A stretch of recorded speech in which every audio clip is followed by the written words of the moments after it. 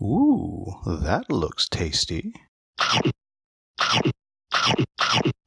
Over the generations, the ancient woodland of Bore prospered and grew. The world was bestowed with great spirit which lifted the animals of the land to new heights. Unfortunately, over the years, these clans lost touch with the spirit of the land, and faction warring developed. No one quite knows why, but the Guardians have risen. But not the kind, life-giving Guardians of spiritual legend. Dark, ferocious versions that are now attacking all the kingdoms across the land. Welcome, folks! Today, the Hungry Gamer is back with another game review. And today we are talking about Skulk Hollow, which is a game published by Pencil First Games, designed by Keith Matejka, and I apologize if I said that incorrectly, Eduardo Baraf, and Dustin Faust. And before I go any further, please make sure you turn on your Klingon subtitles, because that is where you will find any rules corrections if I make a mistake in the explanation. Now, Skulk Hollow is a game that I recently got off of Kickstarter. I backed it, was very excited about it, and it is a two-player only game in which you are facing off against each other in this hand management, skirmishy kind of game. And what's particularly interesting about this game is, one, it is asymmetric. Each player plays completely differently, and it has the vibe of the video game Shadow of the Colossus, where you have these small little tiny heroes here taking on the ginormous monster. Now, I will say, I did just call the little guys here the heroes. They are called the Foxen Heroes, and the big guy, I've chosen Grak, the Guardian. And they're going to be facing off against each other. And the premise behind this is these Guardians, and there's 4 of them, at some point far in the past were created to help, I guess, build the world or whatever it may be. And they have gone to sleep. And since then, others have populated the world. Well, now the Guardians are waking up and they're finding these foxes on their land, and they want them off. And of course the foxes are trying to kill them. So, you know, you wake up, you're a little bit cranky, and then there's a bunch of foxes perhaps living on you and they're all trying to kill you. Not cool. In any event, if you are someone who doesn't care about how the game is played, you're going to want to jump ahead to the timestamp on the screen right now. Let's talk about how this game works. It's actually pretty simple when it comes down to it. And to understand, we will look at our cards here, and each player will have a hand of cards, and it tells you on your mat how many cards you get. And both Grak and the Foxen Heroes get 5 cards. Then it'll tell you how many actions you're going to get to take in a turn. The Foxen Heroes get to take 3, and Grak gets to take 2. And I'll talk about actions in just a minute. And I said I chose Grak to be the Guardian to demonstrate because he's actually the simplest. Well, the Foxen Heroes get a couple of options of who their leader is going to be. And I've chosen the King of War here, who is able to store 2 power. He is able to take 3 damage, and that is his shtick. Now, I could have taken the Queen of Blessing, the Prince of Guile, the Princess of Tactics, and each of them have different abilities and can take different damage and so on. The King of War, pretty much, he just has extra health. And so that's who I have chosen. And the other thing that the foxes start with is they start with the Sentinel, who always starts on the map with the fox leader.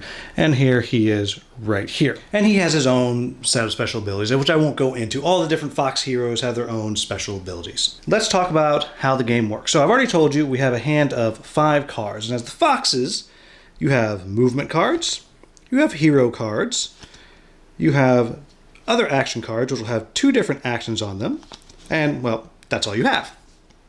Now, let's go through a quick example of how these work. So on my turn, as I said, I can do 3 actions. One action is play a card. Very simple, so I will go ahead and play this rogue here. So I take it, I put it out, and I find the matching rogue, which I know by the little symbol on the back matches the one on the card, and I get to play it in the keep or in one of the 2 village spaces. So I'll just put my little rogue right out there. And then for my second action, I will play a knight. And the same thing, the knight has different abilities, but I'll take him and I'll put him out, and I will grab my knight and I will put him over there. in that spot on the village. And then what I'll do for my third action is I will use this card. And cards that have two options, you have to choose what you're going to do. You can do a missile attack, which means you can attack a surrounding space, and archers can do that, and the sentinel can utilize that ability. Or I can gain 2 power, and that's what I'm going to use this for. So I take that, and I gain 2 power, and I put it in my pool here. Then, when I get to the end of my turn, I will draw back up to 5 cards. So for me, that's 3. And I get to assign my power. So I get to take this and put it out anywhere I want on the characters where they have spaces. So I'm going to put 1 on the Sentinel, which that'll give him a special ability. If he's standing in the same square as the Guardian, he can throw a spear at him. I take that, I use it. It doesn't count as an action. And 1 on the Rogue, which lets the Rogue jump wherever he wants onto the Guardian. I will show you what that means in just a minute. Now, the other thing that I could have done is I could have taken 1 card, discarded it, and then drawn 2 more, which would count as one of my actions. And the last thing I need to say about the turn is, if I'd had 5 cards in my hand because I'd done a lot of preparing or something of that nature, you still will draw 1 card at the end of your turn. Now, let's talk about the Guardian. Now, it is important for me to note that normally I would be sitting on this other side of the table as the Guardian player. And the movement cards are actually oriented to the side of the table that you are sitting on. So things are a little bit off when you're looking at the cards themselves. But so what I'm going to do is I'm going to play this first card here, and I can swing, but there's nobody near me to swing at, or I can advance. And so it tells you exactly what you do. I can move from the square I'm on directly forward 1. And again, as I said, I would be on this side, so I'm coming this way. So I take that, boom, and I advance 1 space. Then I'm going to use this card, and again, this would not let me move this way. This would let me retreat left, so I'd be able to go back that way. But what I'm going to do is I'm going to use this other ability, this gaze ability. And this is one of Grak's special abilities. And if you look here, you'll see that means that I can deal 1 wound to any hero unit in a surrounding ground space that shares the side with Grak's ground space.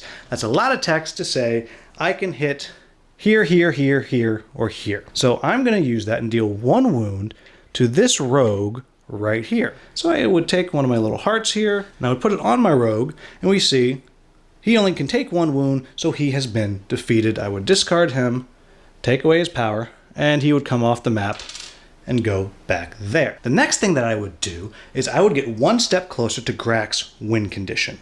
Grak wins if he eliminates 8 Foxen hero units. That's all he has to do. Kill 8, and he has won. I will also say, if any of the Guardians ever kills the leader, then the Foxen heroes have lost also. For the Foxes to win, they have to kill the Guardian. Now, I'm going to jump forward a little bit, and let's talk about how you kill the Guardian. Now, I've jumped ahead a little bit and put a couple other meeples out here on the map, and so I can show you some of the ways that you can hurt Guardian here. Now, there is the simple way, which is you shoot it. So I could play this one, use my missile attack, and fire with my archer here, who I put out, and I can hit anywhere on Grak. And that's when I look over here at this big map here. And I can pick a spot and damage it. And you'll see each one is labeled with a different ability. And if you ever do all the damage to one of those ability spots, Grak loses the use of that ability. So we'll just say that that arrow hit the throw ability, and now we have a damage right there. So that's one way that you can hurt the Guardian. Now, the other thing that you can do is you can climb up onto the Guardian. And so let's say that I played this here, proceed. And so I'm going to move my knight forward 1. And the knight has an ability that when the knight moves into the space with the Guardian, it can immediately jump up onto the Guardian. And if we look over here, we'll see there's this space here. And boom, now my fox is right there on the foot of the Guardian. And so when I'm there, and again, as a reminder, you only get 3 actions per turn as the Foxen heroes, I could play this and do a melee attack. I'm standing on it, I do a melee attack, and boom. That's 1 damage right there. The other thing that you can do when you are on the Guardian like that, and I'll just flip those over, pretend I've been beating on him for a while, is you can do a leap. And if I do a leap, that means you are leaping up the Guardian to the next spot. And all you do is you follow the lines, and that is where you're able to go. So I jumped up there to the throw, and maybe I can break the throw while I'm there. There's cards that are double leaps, so you could go 1, 2, whatever it is you would like to do. And you get the idea. I'll say that the rogue has the ability, if they have a power, they can use it. When they leap up, they can jump anywhere that they want. And so you're trying to kill the monster before the monster, this particular one, kills 8 of you. Now, at the same time, clearly, Grak has ways to fight back. He has the ability to throw, and he can literally grab a unit off of him and throw it wherever he wants to on the map. He has the ability to swing, which if there's a unit in the same space as him, he can bang, deal a wound to it. He has the ability to mend, which he can never lose, which simply means he heals 1. And he has the ability to do a gaze, which I showed you earlier, which means he hurts something next to him there. And so that's it. That's how the game works. So what do I like about this game? Well, first of all, I really enjoy the theme behind it. I really like this idea of these little creatures going after the big monster. But really, if you stop and you think about it, neither side is really the hero. I know these foxes are called the Foxen Heroes, and I'll say it bothered my wife to no end that they're called the heroes, because as she put it, well, that's not cool, because the Monster Mountain, as she called them, was just sleeping and you started building houses on his back. I'd be upset too. So I like that idea. The theme behind it is really cool. I really enjoy anthropomorphic animals. I enjoy Root. I enjoy Wander, the Cult of Barnacle Bay. I enjoy Mice and Mystics, and so on and so on and so on. And along with that, I really like the art. It's just delightful. I really, really enjoy it. Let's take a little closer look here at Grak. It's fantastic. I like that it's really a challenge to bring down these monsters. You really have to work at it. You have to get up there, you have to climb all around them and hurt them, but they are healing themselves. They are throwing you off, and they are working towards whatever their own win condition might be. And I'll talk about some of those in just a second. And I also really like that this is a simple game when it comes down to it. There's a lot of strategy to it, but it is a simple game because at the end of the day, you just don't have that many cards. The foxes have the most cards, but most of these are units that you can put out, and you can see that's all of it. That's all there is. It's not like you're having to pay attention and learn a bunch of cards. And the same thing with the monsters, the guardians I should call them. It's not very nice for me to call them monsters. This is all the cards that they have, and they all have pretty much the same size deck, and they have different abilities that they can do, but there's only that many abilities for each different monster. Guardian, excuse me. I think all of that is fantastic. And clearly, the amazing thing about this game is how you get to climb up on the monster, the Guardian, and wail on it while it's trying to get you off. I think this little mini game that's going on at the same time that this game is going on, I think it's just a beautiful, beautiful mechanic. It is so much fun. And I would clearly be remiss if I did not show you the other options you have as Guardians. You have Raptra here, and if I mess up the names, I apologize, who can actually fly. You see he has big wings, and his goal is to kill all the other fox units on the map, and it wins. I would say this one's actually the hardest to play. Then you have Apoda here, who is going out trying to collect relics that could put out on the board, has to get to them, find them, and then burrow with them underground back to its lair at the other side. And then we have Tanthos, that literally puts tentacles out on the map, and if he ever gets all of his tentacles out, then he wins. And I just think that is all that is just fantastic. Now let's move on to my quibbles with the game. And there's just a couple. The first one is the layout of this board. It drives me crazy. And I think it's probably because I'm not very clever, but I just wish that it was oriented this way. And the reason for that is I have a hell of a time always knowing what the movement is supposed to be. And I'll show you what I mean. So let me get Grack off of there. In theory, this should be easy because your unit is in the middle and it can do whatever is on the card. So the Sentinel here can do this or this. No problem, makes sense. But then we have ones like this, proceed. And now I get a little bit confused. So does that mean that I can do that or that because it has a line in the middle there? Or does that mean I do that and I go up and I cross the corner? And then we have these here. Well, these are easy. I can go wherever I want. But I just am constantly finding myself not sure how it works. So I'm looking at this and I look at it and I try to do the orientation and, well, okay, that means I can go here, here, here, or here. Or am I supposed to look at the square, which is at an angle there, and so really I can do this, this, this, or this.